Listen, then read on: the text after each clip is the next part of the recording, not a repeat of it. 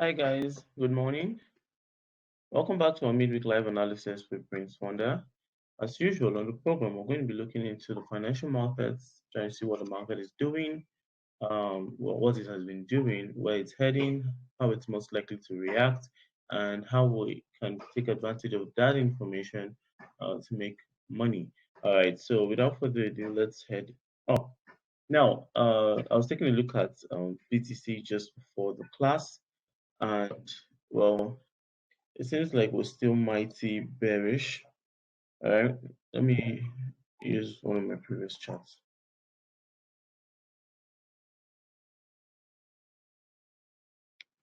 Okay, so I we used this chart during our last live analysis session, and on our WhatsApp group a few days ago, I said if we manage to go above $29,000, that would probably head up to say 35K, and this was the reason why. Now, once you see how this market has been reacting with our lower high trend, broke out of it, got up to 28.5 and hit this resistance zone. Now, this resistance is, say, the key deal breaker between the market come back down and the market breaking out, right? So if we had gone above this zone, um, it would have been a change of this lower high trend that the market has been working with since April. And as such, we'll probably be expecting the market to pull up 29.9, 31K, and very possibly all the way up to $35,000. All right. So, but right now, it doesn't seem like that's happening. We've pulled back. Uh, right now, we're at the support. Okay, this was a resistance, and we flipped it to support 27K. But then, this doesn't actually really look like the market is going to stop here. Although it's not certain yet, we still need maybe the close of this candle and the close of the next candle to decide. But based off of what we're seeing, this really looks like a really strong sell. Although we're having a rejection from there, showing some sort of buy pressure coming in, but there's nothing definitive yet. And if you look at the RSI, you see we still have a lot of ways to go between here and the bottom. There's a higher low trend on the RSI, signs of decreasing pressure or increasing buy pressure, but it's still a lot of ways to go if we're going to work with this trend, right? So even if that still going to push down a bit, so it's either the market will consolidate here or we're going to drop lower, possibly all the way to 26.1. If not lower than that, but at least 26.1 for now is the very likely target. Okay, so that's that for BTC. If we're expecting a lower low for BTC, you'd almost be certain that the entire market is going to react the same way. You see, pretty much all the pairs on my watch list here are bearish or they are in the red. Um, ICP clearly also hasn't bottomed out, although we're at the support, but doesn't look like we're at the point where we're going to reverse from same trend on the RSI, so possibly a lower high, a lower low, sorry, all the way down to 4.3. So that's possibly another 10% drop on ICP. So wait for the market to break below the current support and then take a sell continuation, right?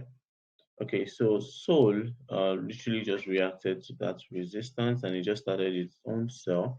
If you look closely, you see a bearish divergence up there. Sad I didn't see this on time, but I've taken a sweet buy there. So you see a bearish divergence on Solana. So possibly this might still sell a little bit more, especially based due to what we saw on the 4-hour chart. So it might still sell a little bit more, possibly lower than this support still, unless it's just a pullback and a bullish continuation. Either way, we'll see how the market is going to react to this. I think we still need to come down a little bit more before going up, right? So drop lower before we move up. Okay, so that's for Solana. Avax. Okay, so this is perhaps the only one pair that I've seen this morning that looks like it could actually take a reversal from where it is, even if it's a short term. Although why I really wouldn't be taking that trade regardless, because if the rest of the market looks bearish, there's a very good chance that even if it is bullish, it's just going to follow the rest of the market, or its movement is going to be very sluggish. That's how pairs that are correlated tend to behave. So it's either they follow the rest of the market regardless of the trend that they want to play out, or they become very sluggish and wait for the rest of the market to bottom out before they move. Either way, we're probably going to get a better entry. So perhaps wait for the market at that support. Wait for the market at that support. With better stop loss, we have better odds than buying at the current price. So this is for AVAX. Now let's jump into the forex market, see what's happening there. All right. So one thing, firstly, GBP USD. Okay, this has broken below. All right. So firstly, just before the class, I was thinking this would be, you see, we have the same lower high trend that we had on BTC, same channel. Now, I was thinking this might be a breakout retest and possible bullish continuation, although it did not show signs of that the first time it retested, but I was hoping we'll see something similar this time around. But seeing as we just broke into that trend, it's starting to seem very unlikely. Okay, starting to seem very unlikely. So possibly, the better chance here is that we're going to have a bearish continuation all the way down here. Although we're going to be breaking it down into steps. So firstly, 1.2339 before this is possibly where we're going to bottom out on this lower high trend. So this is ultimately the target, and what we have right now is the short-term plays leading up to our target. So GBP USD is definitely a sell. So but I can't sell from the current price. I think it's a little too far gone. Let me see.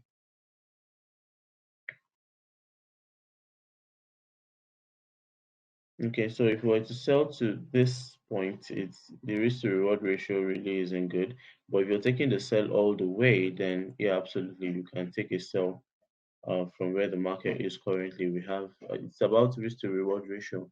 I think I've talked about trading good odds before, right? So it's not just will it play out, it's also um, how likely is it to play out and the risk to reward ratio. So you're not just taking random trades that look good, but also trades that have good odds, and you're going to make more than you're risking on the trade. Okay, so risk management is absolutely necessary. Position sizing. All right, so let's take a look at Euro USD. Also on the same trajectory, bearish. I think USD is gaining strength. So we're going to sell a little further down here. That's give or take 20 pips for Euro USD, if not lower. So firstly, we'll look at this point, see how the market will react here. Take a buy. We definitely can take a sell continuation like GBP USD on this one. We're already too far gone, so we'll just wait for it down here. See if there's a short-term buy opportunity. We'll take it. Else, we'll wait for the market to drop here, and then we'll take that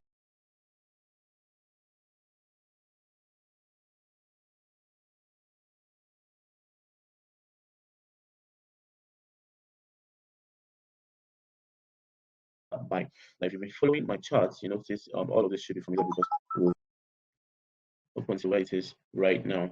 So if you want me to take a look at any pair for you, just make a comment below the video. Let me know what you want me to take a look at, and I'll do that and get back to you with my findings, my analysis in its entirety. All right. Have a nice day, guys. Happy trading.